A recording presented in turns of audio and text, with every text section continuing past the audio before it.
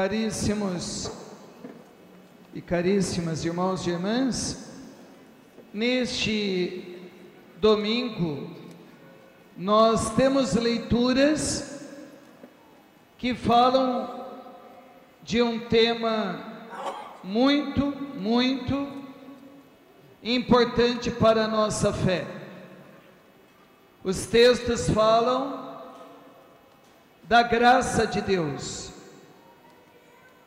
Nós todos já ouvimos falar graça de Deus, também quando algo nos vai bem, não, e a gente deseja algo bem, de bom, a gente fala inclusive graças a Deus. Mas o que de fato é a graça de Deus? Primeiramente, o que é graça? Graça é um favor concedido. Graça é um presente que é dado. Acho que no português, presente, dado, fica mais forte do que o termo favor, que também está correto. Então, a graça de Deus é um presente de Deus para você. Mas aqui há um problema.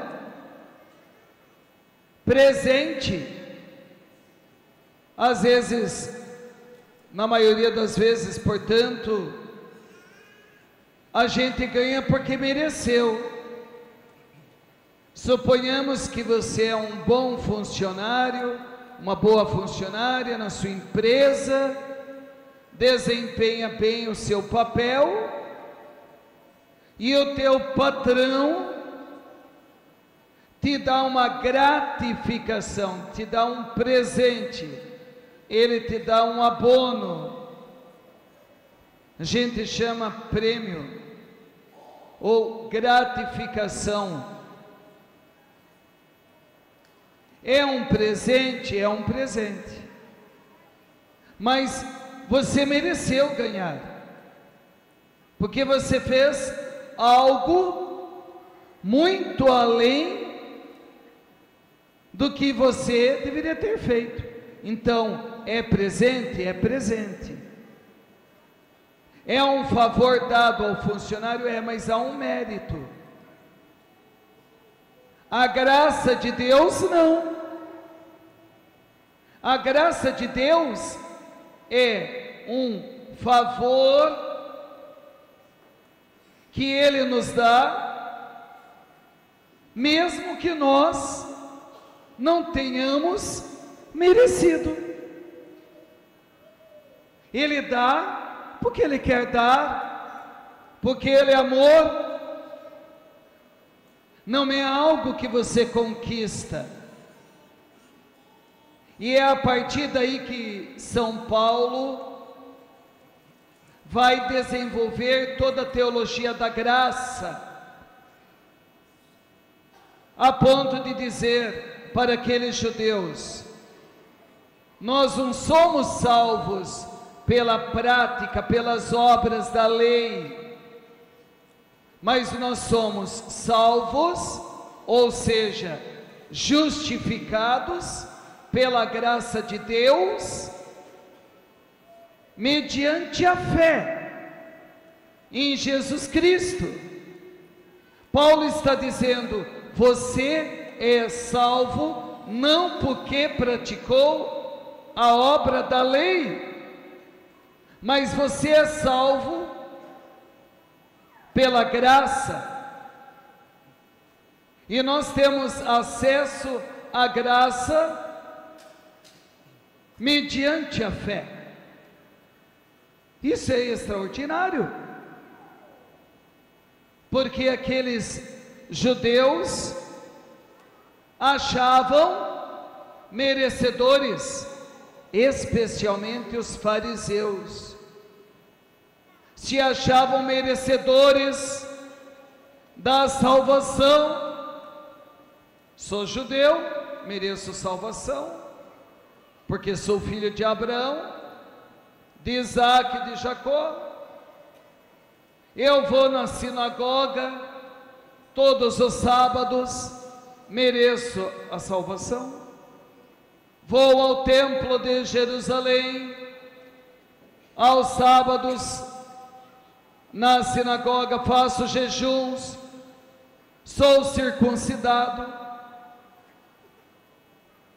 E Paulo vai dizer: olha, vocês estão errados, vocês estão totalmente equivocados. E tem católico que às vezes é assim. Talvez você esteja nessa visão equivocada de Deus. Ah, eu sou salvo porque, afinal de contas, olha, pleno domingo, então eu podia estar descansando, mas não, eu estou aqui na igreja, eu fiz uma oração, eu não deixei de comer carne, eu fiz uma peregrinação, então eu sou merecedor da salvação. E não é nada disso, porque a salvação, preste atenção, a salvação é obra de Deus. São os méritos que Jesus, naquela cruz, conquistou para você. Não é porque você é bom, e daí vem gente que fala assim: ah, quem sou eu para conseguir algo de Deus? Ou ainda: ah, porque na igreja está cheio de gente lá que não é perfeita. Mas tem toda a razão. Nós não somos bons, nós não estamos aqui porque somos melhores do que os outros, nós não estamos aqui porque nós somos bons, nós estamos aqui porque, apesar de não sermos perfeitos, Deus é bom e Deus é perfeito. É Deus, é a glória de Deus. Pode aplaudir, aplaude o Senhor. Não somos nós.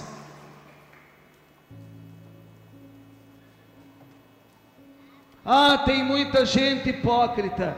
Olha, sempre cabe mais um, pode vir. Ou você acha que é melhor do que os outros? Nós não somos melhores do que quem está lá fora, mas quem está lá fora não é melhor do que nós.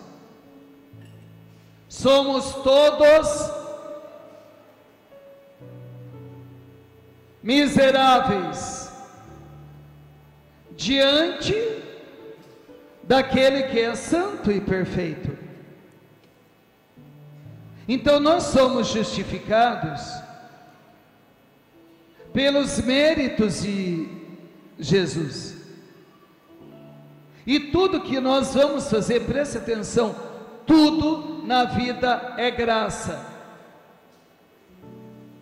Eu gosto de colocar isso em vários lugares. Tudo é graça.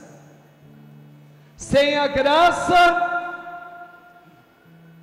nós não somos nada. Nós devemos atribuir tudo a Deus, inclusive as boas obras que você faz e deve fazer, porque nós somos chamados às boas obras. Vai nos dizer de São Tiago que não basta só ter a fé, é necessário ter as obras, fé e vida. Eu tenho que mostrar com a vida a minha fé. Mas vejam, a graça de Deus, quando você atribui tudo a Deus, o que acontece? Desaparece o seu mérito. ainda que você tenha algum mérito, e às vezes você tem, porque você trabalhou, você praticou algo, e Deus vai retribuir cada um de acordo com suas obras. Mas quando você se educa para ser alguém que atribui tudo a Deus e nada a você do que dá certo, você começa então a andar no Espírito, a fazer a faculdade do Espírito Santo. Quando você tem essa espiritualidade, essa visão, tudo é graça de Deus, tudo. Tirando de você, você está matando o teu orgulho, o teu ego, porque nós temos um ego terrível. A maior prova que nós temos de um ego terrível é que nós gostamos de elogios, não gostamos de uma crítica, porque às vezes a gente não gosta de elogio, mas também, por outro lado, não gosta de crítica também. E isto é orgulho. Então aprendamos o seguinte: como diz Paulo, quer comais, quer bebais, fazei tudo para a glória de Deus. Se nós estamos aqui, é graça de Deus. Se eu estou nesse momento com o microfone pregando a palavra de Deus, se eu estou aqui, gente, é graça de Deus. Se eu estou fazendo alguma coisa na minha vida, é graça de Deus. Tudo é graça de Deus. É a sua graça que atua. E é isso que o apóstolo Paulo está dizendo, porque ele foi perseguidor da igreja. Está lá nos Atos dos Apóstolos, quando foram apedrejar Estevão,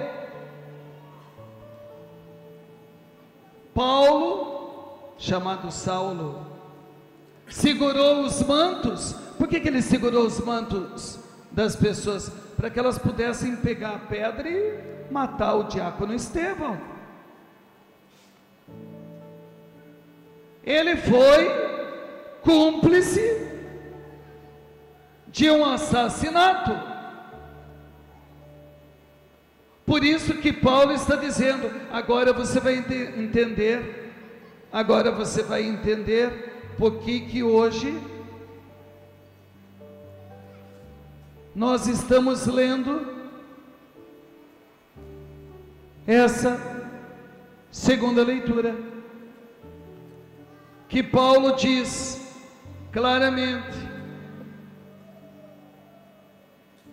na verdade, eu, Paulo, sou o menor dos apóstolos, nem mereço o nome de apóstolo, porque persegui a igreja de Deus.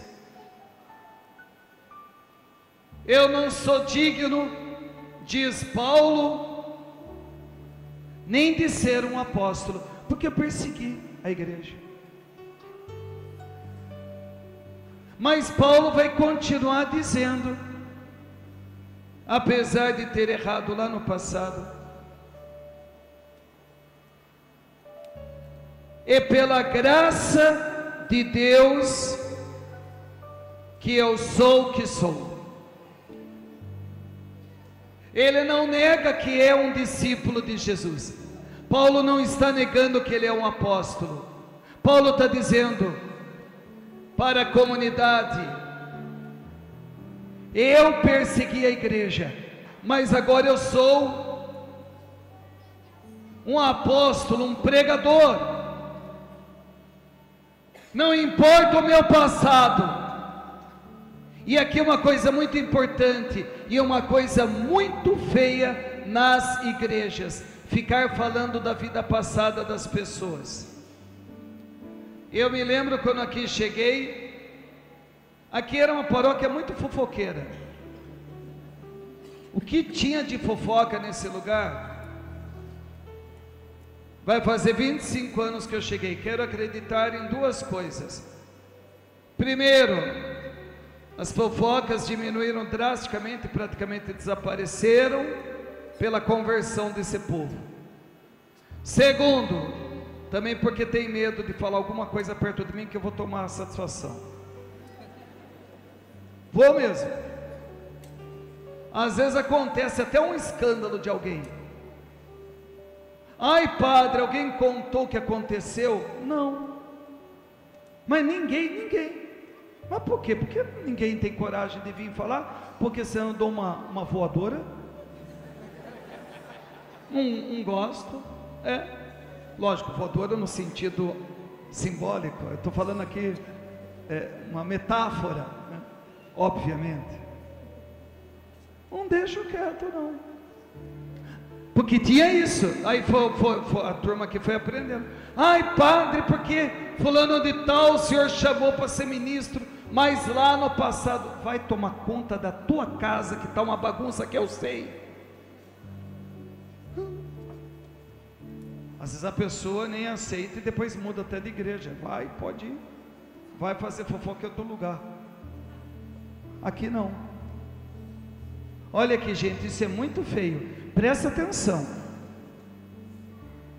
no que eu vou dizer aqui.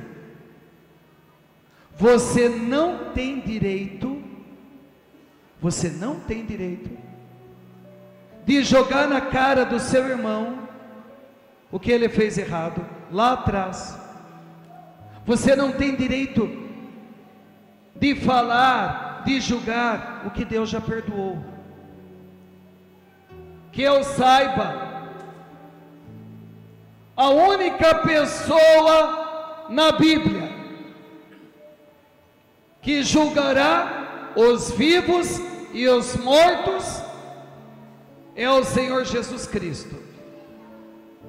E Ele, que é justo, santo, foi o primeiro a dizer para a pecadora: quem não tiver pecado, atire a primeira pedra. Assim é Jesus. Então não fale, não cobre. Paulo foi perseguidor. Você acha que foi fácil para Paulo? Não. Mas daí ele vai dizer, olha que bonito que Paulo diz. Paulo diz: eu sou o que sou pela graça de Deus. A graça, sua graça, Senhor, para comigo não foi estéril. A prova é que tenho trabalhado mais do que os outros apóstolos. Mais do que os outros apóstolos. Aí ele coloca ali: não propriamente eu, mas a graça de Deus comigo. Por isso que nós ouvimos de Paulo: onde abundou o pecado, superabundou a graça. Paulo teve que tomar uma decisão. Ou Paulo ficava olhando para trás e vendo que ele perseguiu a igreja, olhando para o passado, ou ele confiava na misericórdia. Pedro, o primeiro Papa, negou Jesus 3 vezes. Pecado terrível a traição de Pedro. Pedro só tinha duas escolhas: ou Pedro confiava na misericórdia de Deus, ou Pedro escolhia o que Judas escolheu, o enforcamento. Graças a Deus, Pedro não escolheu a corda, escolheu a graça da misericórdia. Escolha você também a graça da misericórdia. Esqueça o teu passado, não olhe para trás, Como diz o apóstolo Paulo, uma coisa só faço: eu não fico olhando para trás, mas olho para frente, para Jesus Cristo, rumo à vitória que Ele me prometeu.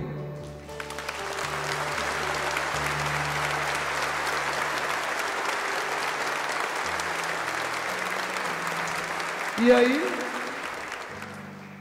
senão a pessoa também fica com aquela síndrome de vítima, fica lambendo as feridas da história. Já viram um cachorro lambendo ferida? Desculpa a expressão, ela não é muito agradável, mas é o que me vem aqui.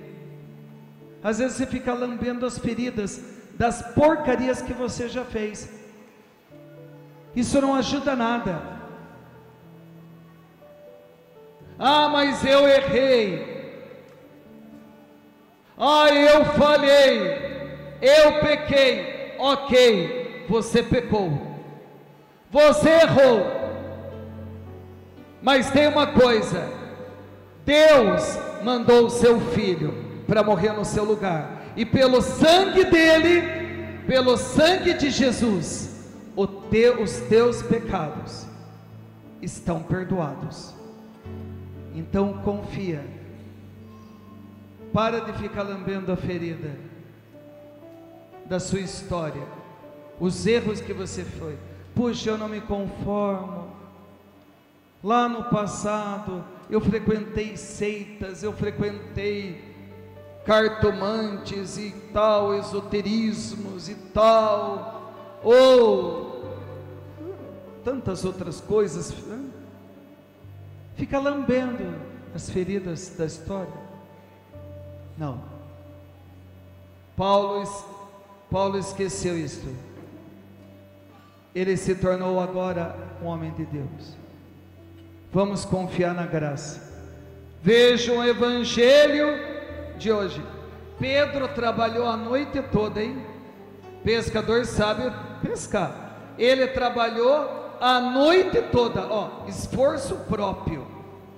Não pegou nenhum peixe. Aí Jesus fala: vai lá, de manhã, lá pelas 9, lança rede. Nenhum pescador entra no mar 9 horas, 10 horas da manhã. Não dá peixe esse horário. Pedro foi, em obediência, lançou a rede e veio uma multidão de peixes. O que é isso? É a graça de Deus. Com a graça de Deus, você vai poder fazer coisas incríveis. Feche agora os teus olhos. Feche os teus olhos.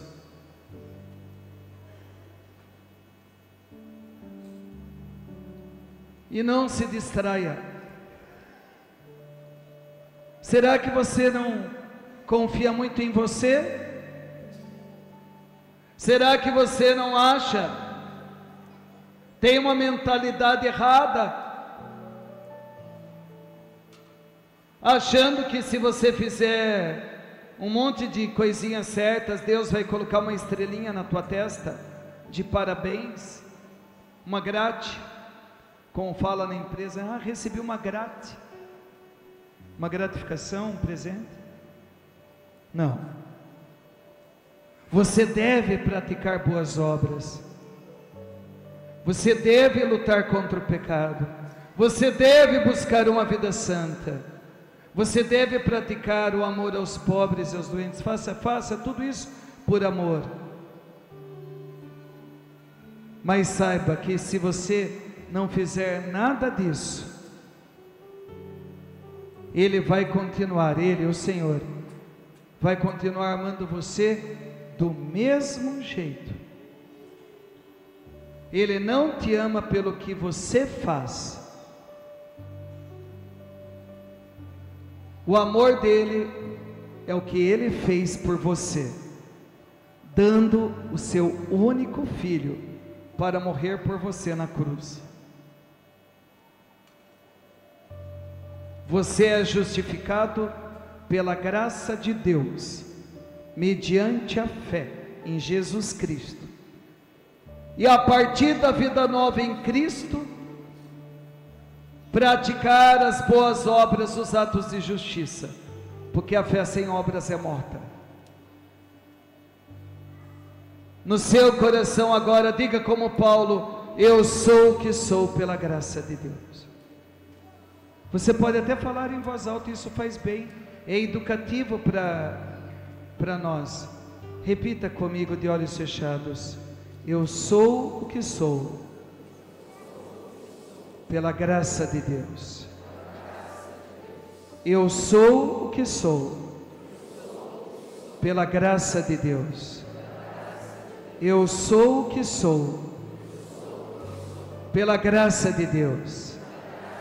Sei que sou fraco, mas a tua graça, Senhor, está sobre mim. Levante a sua mão direita, feche os olhos, levanta a sua mão e diga: sei que sou fraco, mas a sua graça está sobre mim. Sei que sou fraco, mas a tua graça está sobre mim e me justifica. A tua graça me salva, a tua graça me cura, a tua graça me liberta. É a tua graça, Senhor, que me mantém em pé. É a tua graça que abre as portas do paraíso. É a tua graça que é o terror dos demônios. Se eu faço algo de bom, é a tua graça em mim. Eu sou o que sou pela graça de Deus. Amém. Amém. Amém.